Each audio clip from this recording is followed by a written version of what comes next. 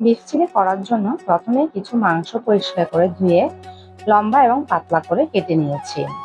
মেরিনেশনের জন্য প্রথমে ব্যবহার করছি 1 চা চামচ মরিচ গুঁড়া, সামান্য লবণ 1 চা চামচ, জিরে গুঁড়ো, সামান্য হোয়াইট পেপার 1 চা চামচ, পেঁয়াজ বাটা 1/2 চা চামচ, আদা এবং রসুন বাটা 1 চা চামচ, হোয়াইট ভিনেগার এবং একটি ডিম দিয়ে ভালো করে মেরিনেট করে নিচ্ছি।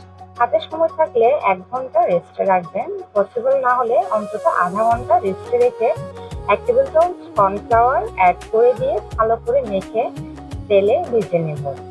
এবার সসের মিশ্রণটা রেডি করে নেব।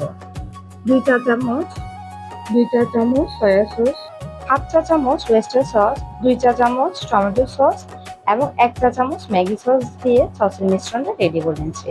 এদিকে আমার বিফটা অনেকটাই বাদামি হয়ে গেছে, এগুলো তেল থেকে তুলে নিয়েছি। বাকি বিফগুলো আমি সেম ওয়েতে বাদামি করে তুলে নিব। এখন একটি ফ্রাইং প্যানে সামান্য বাটার দিয়ে আদা কুচি, রসুন কুচি বাদামি করে ভেজে নেব।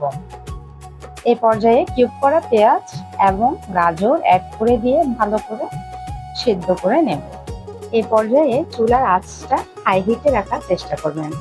আরও অ্যাড করে দিচ্ছি কাঁচামরিচ ফালি এবং অবশেষে ভেজে রাখা বিফগুলো। সামান্য হোয়াইট পেপার এবং রেডি করে রাখা সসের মিশ্রণটি দিয়ে ভালো করে বিফগুলো নাড়াচাড়া করে নিব। এই পর্যায়ে চুলার আঁচটা হাই হিটে রেখেছি, আপনারাও এভাবে রান্না করার চেষ্টা করবেন। 2 চা চামচ কর্নফ্লাওয়ার সামান্য ঠান্ডা পানিতে গুলিয়ে অ্যাড করে ঘন ঘন নাড়তে থাকবো যাতে এটা নিচে দলা পাকিয়ে না যায়। 1 চা চামচ চিনি অ্যাড করে দিচ্ছি, এটা টেস্টটা অনেক গুণ বাড়িয়ে দেবে। আপনারা চাইলে এটা স্কিপ করতে পারেন। রেডি হয়ে গেল বিফ চিলি। এভাবে বাসায়